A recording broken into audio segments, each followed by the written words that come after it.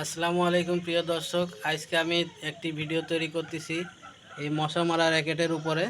তো এই মশা মারা র্যাকেটের যে সার্কিটগুলো দেখতেছেন আপনারা, অনেক অভিজ্ঞ টেকনিশিয়ানরাও হিমশিম খেয়ে যান এই মশা মারা র্যাকেট রিপেয়ার করার জন্য। তার কারণ আজকে আমি এই ভিডিওতে আপনাদের দেখাবো, অনেক অভিজ্ঞ টেকনিশিয়ানরাও এই র্যাকেট রিপেয়ার করতে পারেন না। তো যারা নতুন টেকনিশিয়ান ভাই আছেন তারা এই ট্রিকগুলো শিখে রাখেন, কারণ আজকে খুবই গুরুত্বপূর্ণ এই ভিডিওটা হতে চলেছে। আপনারা কোনোরকম স্কিপ করবেন না। তো চলেন ভিডিওটা শুরু করা যাক।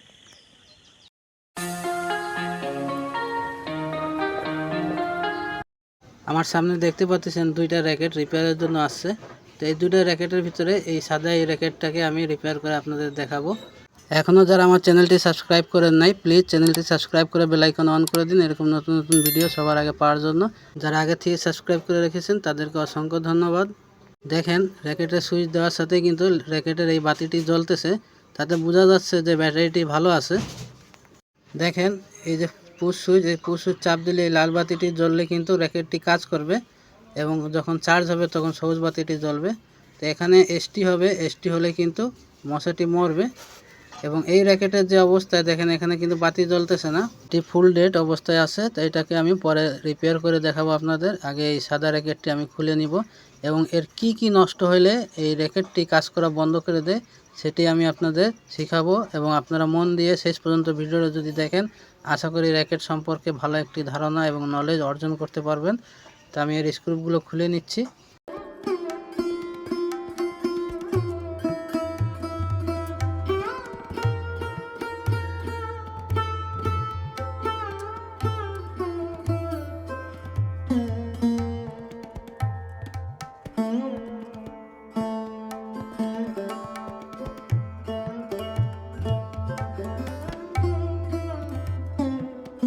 দেখতে পাচ্ছেন র্যাকেটটি খুলে নিয়েছি।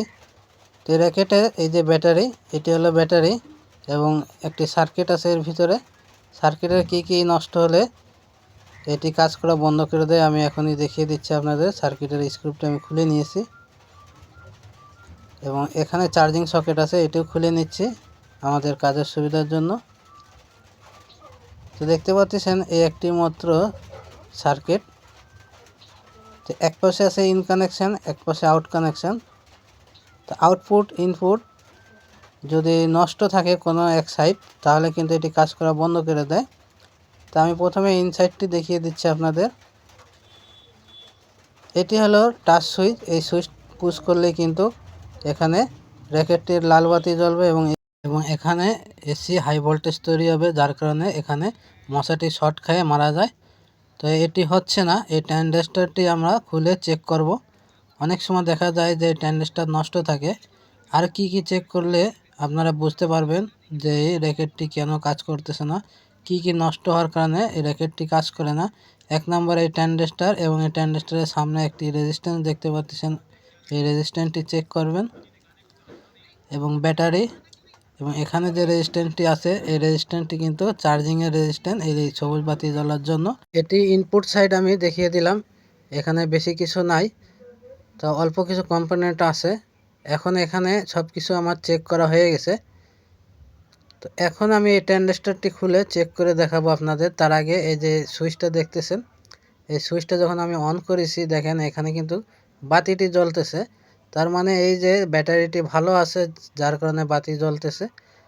তো আমি ব্যাটারিটি মেপে, ব্যাটারি কত পাওয়ার আছে, কত ভোল্টের ব্যাটারি, সব কিছু আমি মিটারে মেপে আপনাদের দেখিয়ে দিচ্ছি। এবং তার আগে এই যে সুইচটা আমি চেক করব যে টাচ সুইচটা ভালো আছে কিনা। তো দেখেন, মিটারের দিকে ফলো করেন, আমি যখন চাপ দিচ্ছি, যখন টাচ সুইচ, তখন মিটারে কাটা নড়তেছে, তার মানে এই টাচ সুইচটি ভালো আছে। অনেক সময় দেখা যায় টাচ সুইচ নষ্ট হয়ে গেলে কিন্তু র্যাকেটটি কাজ করে না। টাচ সুইচ যেহেতু ভালো আছে, এখন আমাদের এই ট্যান্ডেস্টারটি খুলে চেক করতে হবে। তো আমি এই ট্যান্ডেস্টারটি খুলে নিচ্ছি।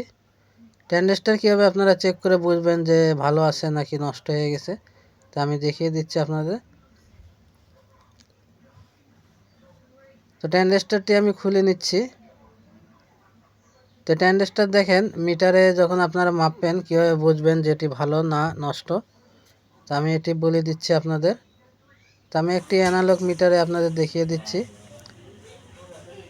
এই যে ট্যান্ডেস্টারটি দেখতেছেন, এর নাম্বার আছে D9UC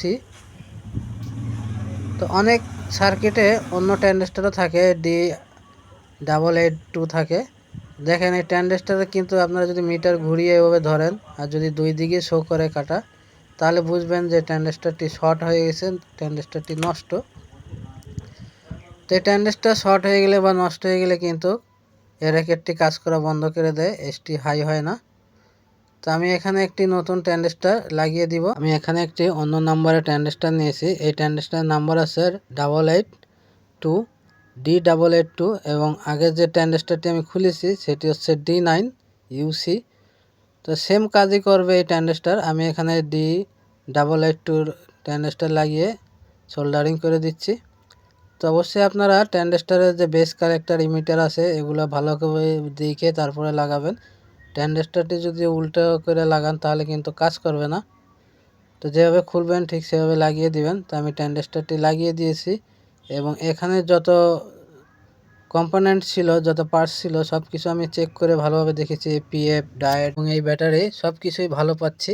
তারপরে কিন্তু এটি কাজ করতেছে না।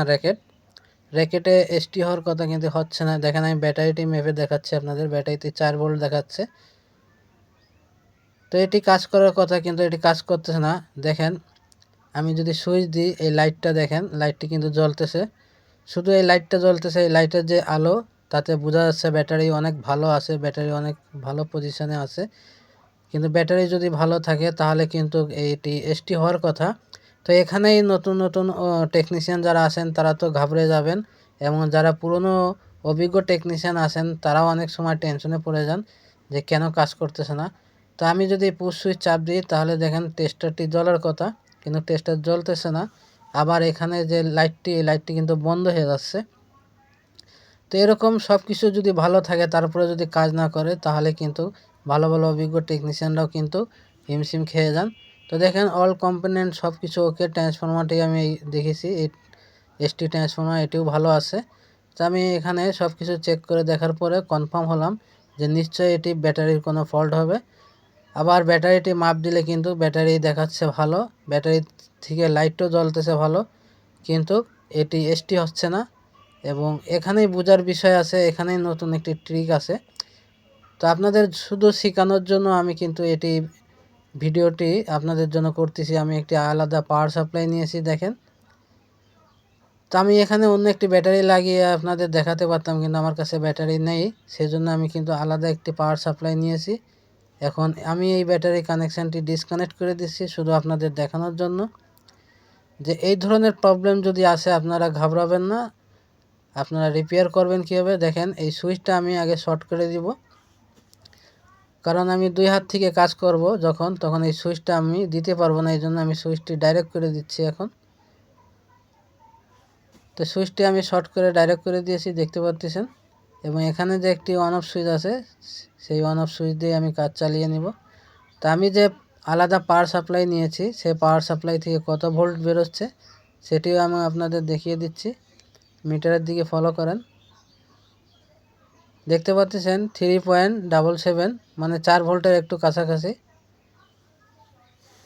তো এই হলো ভোল্টেজ। এখন আমি ব্যাটারি ভোল্টেজটাও আপনাদের মেপে দেখাবো। তার আগে আমি এই পাওয়ার সাপ্লাই দিয়ে এই সার্কিটটি চেক করব। তো দেখতে পাচ্ছেন লাল বাতিটি জ্বলে গেছে। তো এই কানেকশান দেওয়ার সাথেই কিন্তু লাল বাতি জ্বলতেছে এবং লাল বাতি জ্বলার একটাই কারণ আমি সুইচটি শর্ট করে রেখেছি। তো এখন এসটি হওয়ার কথা, আমি টেস্টার দিয়ে চেক করে আপনাদের দেখাবো যে এসটি হচ্ছে কিনা। দেখেন টেস্টারটি কিন্তু জ্বলতেছে, এখানে এসি হাই ভোল্টেজ কারেন্ট তৈরি হচ্ছে। তো এই সার্কিটটি এখন পারফেক্ট ওকে হয়ে গেছে। কিন্তু এই ব্যাটারিতে কানেকশান দেওয়ার পরে কিন্তু এটি কাজ করা বন্ধ করে দিচ্ছে। তো এই ব্যাটারির ভোল্টেজটা আমি মেপে আপনাদের দেখিয়ে দিচ্ছি। দেখেন 3.78, তার মানে আমার যে পাওয়ার সাপ্লাইতে 3.77 ছিল, এখানে 3.78, তার মানে পাওয়ার সাপ্লাই থেকে ভোল্টেজ বেশি। আমি দেখিয়ে দিই আপনাদের, দেখেন 3.77। তারপরেও ব্যাটারিটি কিন্তু আমি যখন আবারও কানেকশান দিব আমি আপনাদের সরাসরি দেখিয়ে দিচ্ছি, যেহেতু এখন সুইচ শর্ট করে রেখেছি আমি। ব্যাটারিতে দেওয়ার সাথে লাল বাতি জ্বলার কথা কিন্তু জ্বলতেছে না। আপনারা ভালো করে বুঝেন। এখন যদি আমি ব্যাটারি থেকে কানেকশান ডিসকানেক্ট করে আবার যদি পাওয়ার সাপ্লাইতে দিই তাহলে দেখবেন লাল বাতিটি জ্বলবে তো দেখতে পাচ্ছেন এখানে লাল বাতিটি জ্বলতেছে কানেকশন দেওয়ার সাথে সাথে। অনেক অভিজ্ঞ টেকনিশিয়ান ভাইও কিন্তু টেনশনে পড়ে যান যখন ব্যাটারি ভালো দেখায় মিটারে, তারপরে কাজ করে না। এখন আমি এসটি হচ্ছে নাকি আমি এটি দেখিয়ে দিচ্ছি আপনাদের। দেখেন আমি একটি তারের টুকরো নিয়ে এই র্যাকেটে স্পার্ক করতেছি, দেখেন কত হাই ভোল্টেজ তৈরি হচ্ছে। তো এই র্যাকেটের দুটো জিনিস আমরা নষ্ট পেয়েছি, একটি হলো ট্যান্ডেস্টার, দ্বিতীয়টি হচ্ছে ব্যাটারি। তো ব্যাটারিটি যে নষ্ট এটা কনফার্ম হওয়ার জন্য আমার এই পদ্ধতি অবলম্বন করা লাগছে। তো আশা করি আপনাদের এই ভিডিওটা ভালো লাগছে। ভিডিওটা ভালো লাগলে লাইক করবেন, কমেন্ট করবেন, শেয়ার করবেন। আবার দেখাবেন নতুন কোনো ভিডিওর সাথে। সেই পর্যন্ত সবাই ভালো থাকেন। আল্লাহ হাফেজ।